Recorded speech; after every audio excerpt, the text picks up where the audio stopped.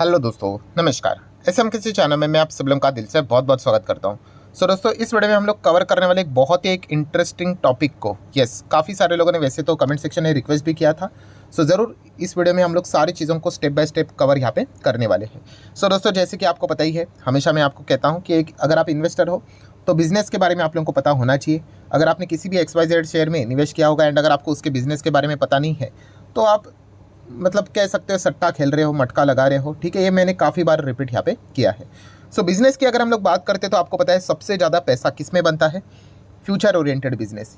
मतलब भविष्य में अगर देखा गया जो ऐसे बिजनेसेस है जो रैपिडली हम लोगों को ग्रोथ के साथ आगे बढ़ते हुए देखने को मिलेंगे। जहाँ पे ग्रोथ है दोस्तों, वहाँ पे आपको पैसा आते हुए देखने को यहाँ पे मिल जाएगा। और ऐसे बिजनेसेस को हम लोग हमेशा फोकस में रखने की कोशिश करते हैं। और ऐसे ही बिजनेसेस में देखा गया तो ज़्यादा से ज़्यादा शेयर्स भी हम लोगों ने खरीद के अपने पोर्टफोलियो में रखने चाहिए, क्योंकि वही से ज़्यादा रिटर्न्स बनने के चांसेस ज़्यादा रहते हैं। ऐसे अलग अलग बिजनेसेस कौन से 5 से 10 बिजनेसेस मैंने इसके ऊपर काफ़ी वीडियोस बना के यहाँ पे रखे हुए हैं। और उसमें से एक बिजनेस आप सभी लोगों को पता है, वो है इलेक्ट्रिक व्हीकल। इलेक्ट्रिक व्हीकल की अगर हम लोग यहाँ पे बात करें, ये भी एक फ्यूचर ओरिएंटेड बिजनेस है और इसमें भी हम लोग को बहुत ही शानदार ग्रोथ भविष्य में देखने को यहाँ पे मिलने वाली, जो कि ऑलरेडी इसकी शुरुआत यहाँ पे हो चुकी है। सरकार के टारगेट देख सकते हो, कंपनी के इंडिविजुअल टारगेट देख सकते हो एंड उसी डायरेक्शन में जाने के लिए सरकार कुछ रूल्स एंड रेगुलेशंस भी बनाते हुए देखने को यहाँ पे मिल रही है। एंड इंटायर ग्लोबल लेवल पे अगर हम लोग बात करें तो इस चीज़ का डेवलपमेंट हम लोग को साफ साफ देखने को यहाँ पे मिल रहा है। एंड काफ़ी कंपनीज़ ने तो ये ऑफिशियली अनाउंस भी कर दिया है कि 2025 तक 2026 खत्म होते होते हम तो पेट्रोल डीजल की गाड़ियाँ ही बनाना बंद करेंगे। तो लोग कहाँ पे जाएंगे? खरीदने तो इलेक्ट्रिक ही खरीदना पड़ेगा। ठीक है, तो ये सारी चीज़ें हम लोग को एक चीज़ दर्शाती है कि इलेक्ट्रिक व्हीकल भविष्य में हम लोग को काफ़ी ज़्यादा रास्ते पे देखने को मिलने वाले हैं। ठीक है, जो हरी नंबर प्लेट रहती है वो अभी आपको काफ़ी रेयरली देखने को मिल रही होगी, क्योंकि हम इनिशियल स्टेज पे है। ठीक है, जैसे कि एक ज़माने में अगर हम लोग बात करें तो जो कीपैड वाले फ़ोन आते थे, ठीक है, उसके बाद आप सभी लोगों को याद होगा टच स्क्रीन वाले फ़ोन आना स्टार्ट यहाँ पे हुए थे।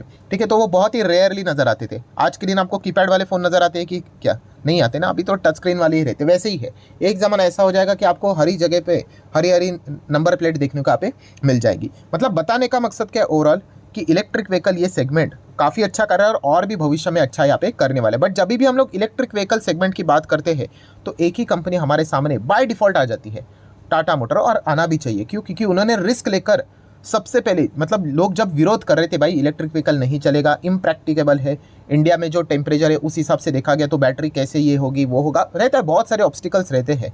ठीक है, बट उसके बावजूद टाटा मोटर ने वो रिस्क लिया कि नहीं, हम तो भाई इलेक्ट्रिक व्हीकल बनाएंगे करके। तब उतना ज़्यादा डिमांड भी नहीं था एंड उसके बाद आप देख सकते हो अभी काफ़ी अच्छा डिमांड हम लोग को देखने को यहाँ पे मिल रहा है। टाटा मोटर को तो इस चीज़ के चलते अर्ली एडवांटेज यहाँ पे मिल चुका है। पर प्रॉब्लम क्या हो जाता है कि काफ़ी लोगों ने एक बहुत अच्छा सवाल पूछा कि टाटा मोटर के बारे में तो हम काफ़ी बोलते हैं, but other than Tata motor और कौन सी कंपनीज हैं जो कि इलेक्ट्रिक व्हीकल सेगमेंट में अच्छा परफॉर्मेंस दिला सकते हैं? तो उसके बारे में सर थोड़ा सा मतलब वीडियो बनाने की कोशिश कीजिए। तो इस वीडियो में हम लोग क्या करने वाले, टाटा मोटर तो हर किसी को पता ही है, काफ़ी अच्छा कर रहा है, बट इसके अलावा और कौन सी कंपनी है जो टाटा मोटर को भी टक्कर दे सकती है, उसके बारे में हम लोग बात करने वाले हैं। ठीक है, तो सबसे पहले तो हमेशा की तरह मेरे साइड से तो डिस्क्लेमर रहेगा भाई कि कोई रिकमेंडेशन नहीं कि आप इन शेयर को खरीदो, बेचो, होल्ड करो, एवरेज करो, क्योंकि हर किसी की रिस्क टेकिंग एबिलिटी अलग होती है, हर किसी की बिजनेस के प्रति समझ अलग होती है।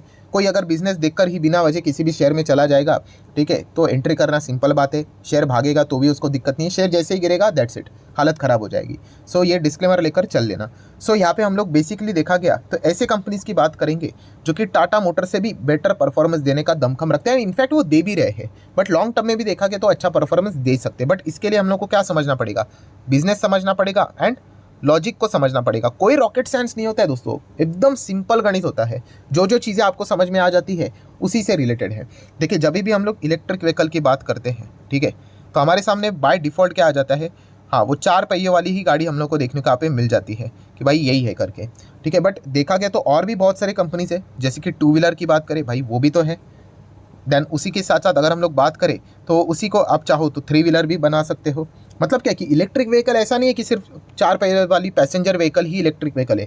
हर जो गाड़ी आपको रास्ते पे देखने को मिल रही है अलग अलग सेगमेंट वाली, वो भी इलेक्ट्रिक व्हीकल बन सकती है। और उसी में एक कैटेगरी ऐसी है दोस्तों जहाँ पे हम लोग को कंपैरेटिवली जो कंपटीशन है, ठीक है, वो हम लोग को क्या देखने को मिल रहा है, कंपैरेटिवली कम देखने को मिल रहा है। ठीक है, ऐसी बात नहीं है कि भाई टाटा मोटर वहाँ पे नहीं आ सकता, टाटा मोटर भी आ सकता है, वहाँ पे पैसा है बहुत सारा और उस सेगमेंट में भी वो काम कर रहे हैं। बट फिलहाल हम कह सकते हैं कि ये जो सेगमेंट की हम बात करने वाले वहाँ पे कॉम्पिटिशन कम है। कौन सा सेगमेंट, तो दोस्तों वो है इलेक्ट्रिक बस। यस, ई बस की अगर हम लोग बात करें, ठीक है, तो आपने देखा होगा कि ई बस, ठीक है, इलेक्ट्रिक बस की बात करें तो बहुत ही रेयरली हम लोग को रास्ते के ऊपर देखने को मिल जाते हैं। पैसेंजर व्हीकल इजीली मिल जाएंगे आपको, बट ई बस की बात करें काफ़ी कम देखने को मिल जाते हैं।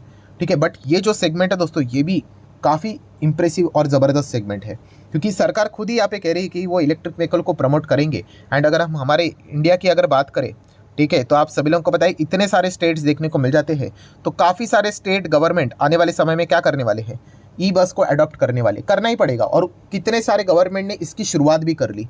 आप दिल्ली देख लेना, ठीक है, आप उसी के साथ साथ गुजरात देख लेना, देन तमिलनाडु की अगर हम लोग बात करें, महाराष्ट्र की बात करें, ठीक है, ये जितने भी हम लोग को अलग अलग स्टेट्स देखने को मिल जाते हैं, वहाँ पे जो सरकारी सुविधाएं हैं, वहाँ पे हम लोग को इलेक्ट्रिक बसेस से रिलेटेड ऑर्डर मिलना स्टार्ट होते हुए देखने को मिल चुके हैं। और ये ऐसा सेगमेंट है दोस्तों जहाँ पे मैंने कहा कि कंपटीशन बहुत ही कम देखने को यहाँ पे मिल रहा है। ठीक है, तो ये एक सबसे बड़ा एडवांटेज हम लोग को देखने को यहाँ पे मिल रहा है। और यहाँ पे फिलहाल तो अगर हम लोग देखें ई बस सेगमेंट में, तो हम लोग को 2 ही बड़े प्लेयर्स देखने को यहाँ पे मिल जाते हैं, जो कि इनका सबसे बड़ा एडवांटेज है। और भी है, बट हाँ, ज़्यादा से ज़्यादा मार्केट शेयर यही कैप्चर करके यहाँ पे बैठे हुए हैं। अभी एडवांटेज है तो कुछ डिसएडवांटेज भी होंगे। तो डिसएडवांटेज क्या है, डिसएडवांटेज का अर्थ ये नहीं कि भाई स्टॉक क्रैश हो गया करके, नहीं। तो यहाँ पे देखा गया तो इनके लिए जो मार्केट है दोस्तों, ठीक है, वो काफ़ी लिमिटेड हम लोग को देखने को मिल जाता है। ठीक है, लिमिटेड मतलब कैसे, जैसे आपने कभी सुना है आपका दोस्त कह रहा है फ़ोन करके कि भाई इलेक्ट्रिक व्हीकल ले रहा हूँ, बस लेकर आता हूँ, बस खरीदूंगा आज दिवाली पर, बस खरीदूंगा, नहीं ना, वो गाड़ी खरीदने की बात करता है। तो मार्केट बहुत बड़ा रहता है पैसेंजर व्हीकल का, बट बस कौन खरीदता है, ये चीज़ मैंने काफ़ी बार रिपीट की है। और यही बिजनेस है दोस्तों। हाँ, बस कौन खरीदेगा भाई, कि स्टेट गवर्नमेंट, ठीक है, अपनी सुविधाएं देने के लिए, या फिर हम यहाँ पे कह सकते हैं कि जो ट्रैवल एजेंसियाँ होती है, ठीक है, टूरिज़्म वाले, कि इधर से उधर जाना है, तो जो उनके बसेस चलते हैं वो खरीद सकते हैं यहाँ पे। दैट्स इट, ये इनके लिए मार्केट है। और जब ये खरीदेंगे ना दोस्तों, कोई एक गाड़ी 2 गाड़ी नहीं खरीदते, पूरे बल्क में खरीदते हैं, तो इनको ऑर्डर भी बल्क में मिल जाते हैं, वो अच्छी बात है। बट अगर कुछ भी नहीं मिला तो पूरा इनको हाथ के ऊपर हाथ धरे बैठना पड़ जाता है। मतलब क्या है कि शेयर इनका ऐसे चलता है, ऑर्डर मिल गए लाखों, एकदम करोड़ों के रॉकेट बन गया, फिर उसके बाद सूखा पड़ गया, कुछ नहीं, तो नीचे नीचे नीचे ऐसा लगेगा कि अरे भाई ट्रैप हो गए। फिर ऑर्डर मिल गया, एकदम रॉकेट बन जाएगा, पुराने लेवल को तोड़कर भागेगा। ये चीज़ उसी को समझ में आएगा जो बिजनेस को समझता है। अभी जिसने कुछ शेयर के नाम भी देख लिए, बस ब्लाइंडली पैसा ठोक दिया, तो वो क्या करेगा, वो ऐसे माहौल में फ्रस्ट्रेट हो जाएगा, और ये तो शेयर नीचे आएगा। नीचे क्यों आ रहा है, समझो, ऑर्डर नहीं मिल रहे हैं।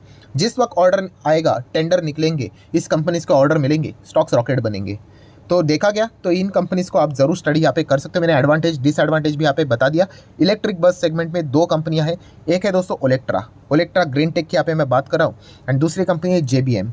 Yes, JBM auto. कोई रिकमेंडेशन नहीं, मैं अगेन कह रहा हूँ दोस्तों, मैं आपको सिखाने की कोशिश यहाँ पे कर रहा हूँ। ठीक है, अभी जो इतना मैंने आप लोगों को बताया कि जो नाम के चलते सिर्फ निवेश करता है, वो क्या करेगा, गिरावट में छोड़ देगा कंपनी को, क्योंकि उसको बिजनेस ही समझ में नहीं आ रहा है। ये इन कंपनीज में जाना मतलब काफ़ी आपको टॉर्चर झेलना पड़ेगा, क्योंकि अगर जब सूखा पड़ेगा, कोई ऑर्डर नहीं मिलेंगे, स्टॉक्स नीचे नीचे नीचे जाएंगे। और आपको मैं अभी चार्ट पैटर्न दिखाऊंगा, इससे आपको पता चलेगा ये स्टॉक्स कैसे 40-40, 50% गिरते थे, बट जब ऑर्डर आएंगे एकदम रॉकेट बन जाते हैं।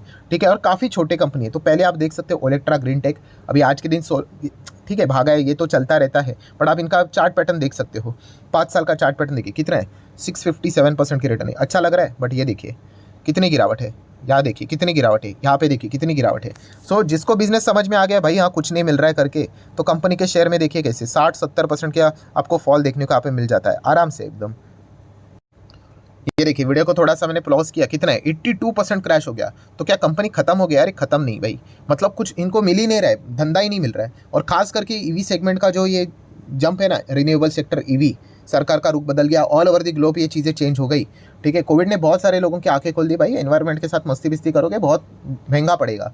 तो हर कोई अभी धीमे धीमे करके पॉल्यूशन को कंट्रोल की बात यहाँ पे कर रहे हैं, ग्लोबल लेवल पे समिट भी यहाँ पे देखने को मिल जाते हैं।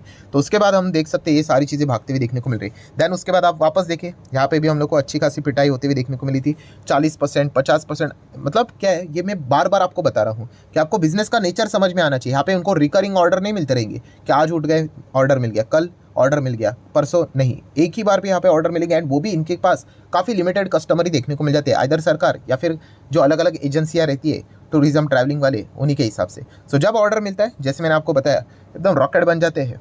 फिर कुछ नहीं मिला तो नीचे, फिर बड़ा ऑर्डर मिल गया तो रॉकेट, फिर कुछ नहीं तो नीचे, फिर ऐसा।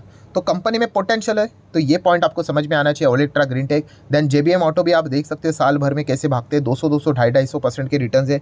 कुछ नहीं मिलता है तो नीचे आ जाते हैं, जब बहुत कुछ मिलता है तो स्टॉक एकदम रॉकेट। चार्ट पैटर्न देखिए, एकदम ज़बरदस्त गिरावट, ज़बरदस्त गिरावट, गिरावट, बट उसके बाद रॉकेट बनते हुए देखने को मिल जाते हैं। एंड कंपनीज के रिटर्न्स भी अगर आप देखोगे, अगर मैं आपको साल भर के रिटर्न्स यहाँ पे बता दूँ, ठीक है, तो आप चेक कर सकते हैं साल भर में इन्होंने दोनों ने ऑलमोस्ट सेम 250 के आसपास के रिटर्न जनरेट करके दिए हैं।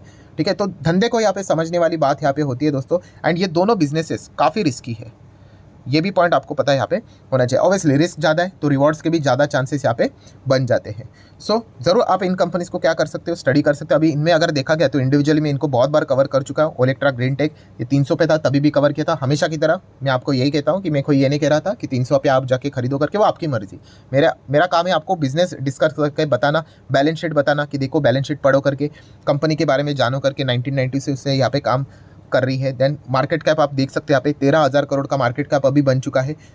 ठीक है, देन उसी के साथ साथ आप शेयर होल्डिंग पैटर्न देखोगे तो रिस्क तो नज़र आ ही जाएगी। प्रमोटर 50 है, बाकी पब्लिक के पास ही ज़्यादा है। एफआईएस 7-8% है, डीआईएस तो है ही नहीं। इसका अर्थ नहीं कि कंपनी खराब है, पर रिस्क बहुत ही टॉप नॉच देखने को मिल जाती है। देन जेबीएम का भी सेम सिनेरियो देखने को मिल जाता है। बैलेंस शीट भी आप पढ़ सकते हो, अच्छी बैलेंस शीट, मतलब ठीक बैलेंस शीट है, आपको वैसे देखने को मिलेगी। 1983 से ये कंपनी यहाँ पे काम करती है। ठीक है, इनका भी मार्केट कैप 20,000 करोड़ का है। ये दोनों कंपनियाँ काफ़ी छोटी है। एंड शेयर होल्डिंग पैटर्न बिल्कुल सेम इनका भी, प्रमोटर है एंड मैक्सिमम पब्लिक है। इंस्टीट्यूशंस आपको नजर ही नहीं आएंगे क्योंकि रिस्क इसमें काफ़ी ज़्यादा हम लोग को देखने को यहाँ पे मिल जाता है। बट अगर आप इन दोनों कंपनीज को टाटा मोटर से थोड़ा कंपेयर करने जाओगे तो आप देख सकते हैं टाटा मोटर रिटर्न के हिसाब से 100% दिया है साल भर में इन्होंने। 250 की रिटर्न है। एंड 5 साल का डेटा अगर मैं आपके सामने रख दूँ, ठीक है, तो ओलेक्ट्रा, ग्रीनटेक 650, जेबीएम 1600 है। अभी ऐसी बात नहीं करनी है 1600 है मतलब ये अच्छा है, अभी तो मैं इधर ही जाऊँगा, ये कमज़ोर इन्वेस्टर की निशानी होती है। एंड टाटा मोटर की बात करें तो 350। ठीक है, अभी टाटा मोटर में कौन सी सेफ्टी है कि भाई टाटा नाम में ही सब कुछ आ जाता है कि कोई फ्रॉड नहीं होगा, गड़बड़ नहीं होगा। ठीक है, मैनेजमेंट लेवल पे नहीं होगा, एकदम टॉप नॉच मैनेजमेंट लेवल पे। एम्प्लॉय लेवल पे तो कुछ भी हो सकता है, तो वो मैनेजमेंट संभाल लेगा। हाँ, बाकी इन कंपनीज में क्या हो सकता है, क्या हो नहीं सकता है, बिग क्वेश्चन मार्क।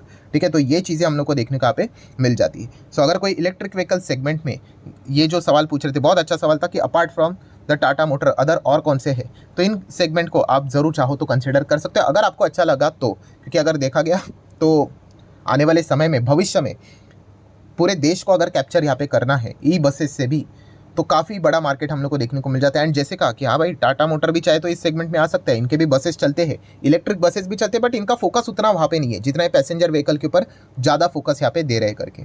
ठीक है, तो ये भी एक पॉइंट आप लोगों को पता होना चाहिए। सो आशा करता हूँ दोस्तों जितनी भी इंपॉर्टेंट चीज़ें थी, रिस्क के साथ, रिवॉर्ड के साथ, प्लस माइनस, एडवांटेज, डिसएडवांटेज, सारे मैंने कवर कर लिए। वीडियो हेल्पफुल लगा होगा तो चाहो तो लाइक एंड शेयर कर सकते हो। मिलते हैं नेक्स्ट वीडियो में, तब तक के लिए बाय बाय।